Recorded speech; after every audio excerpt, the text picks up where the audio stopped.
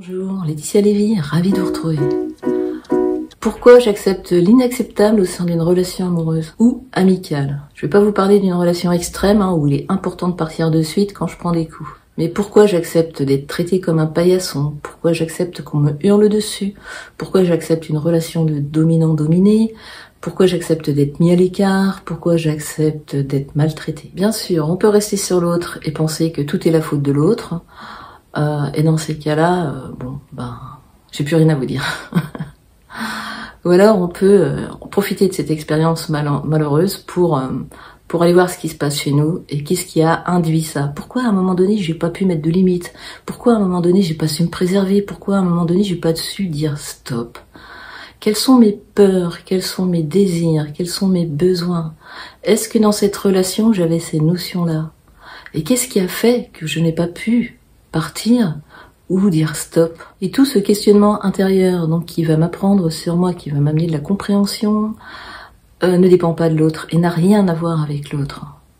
À un moment donné, si j'ai laissé l'autre empiéter dans mon espace, dans mon intégrité, c'est qu'il y a quelque chose à aller voir chez moi qui a besoin. C'est que je manque à moi-même. J'ai manqué à moi-même. J'ai manqué de respect envers moi-même, j'ai manqué de confiance envers moi-même, j'ai manqué d'estime envers moi-même. Et c'est important d'aller voir qu'est-ce qui fait qu'en moi j'ai pu générer ça. Qu'est-ce qui fait qu'en moi j'ai pu accepter que ça vienne de l'extérieur, que ça se concrétise par l'extérieur. Ce qui peut me faire rester malgré tout, c'est la confusion générée par la souffrance qui peut me faire penser à de l'amour. C'est l'intensité que ça produit en fait. Un truc tout bête aussi qui fait que je manque de discernement et qui me fait rester, c'est parce que je pense encore au début. Au début, qui était inouï, merveilleux, incroyable. Et si on regarde bien, ces débuts, ils commencent à dater sérieusement. Mais on y est attaché. Et c'est cet attachement, en fait, lié au début de notre relation, qui fait qu'on n'arrive pas à la quitter aujourd'hui ou à dire stop aujourd'hui.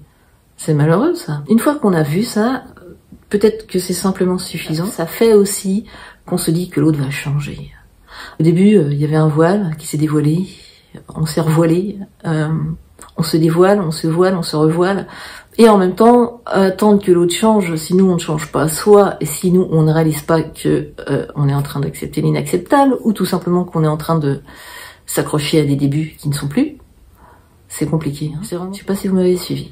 Quoi qu'il en soit, et bien souvent, quand on touche à des points extrêmes en termes de souffrance, en termes de colère, en termes d'auto-culpabilisation, d'auto-flagellation ou autre, c'est qu'il y a des traumas à aller voir. Ces peurs, est-ce que j'accepte, sont liées à mes traumas, sont liées à mes croyances, sont liées à mon histoire, sont liées à mes conditionnements. Si je n'en prends pas conscience, je n'ai aucun moyen de m'extraire ni d'avancer. Vous êtes exactement là pour voir ce qui se passe chez vous, en fait. Quelqu'un qui vous parle mal, quelqu'un qui vous hurle dessus, vous l'acceptez parce qu'à l'intérieur de vous, quelque part, il y a quelque chose qui le valide, qui est OK avec ça. Peut-être que ça réactualise quelque chose.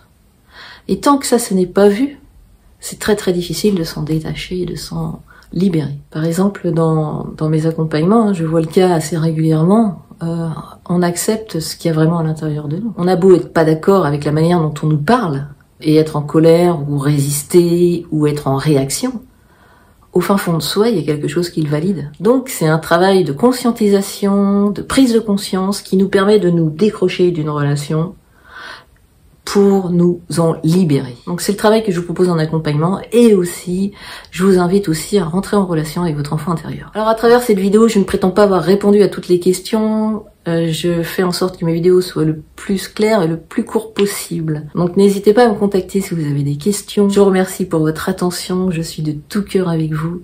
Prenez grand soin de vous, vous êtes la personne la plus importante. À bientôt, au revoir.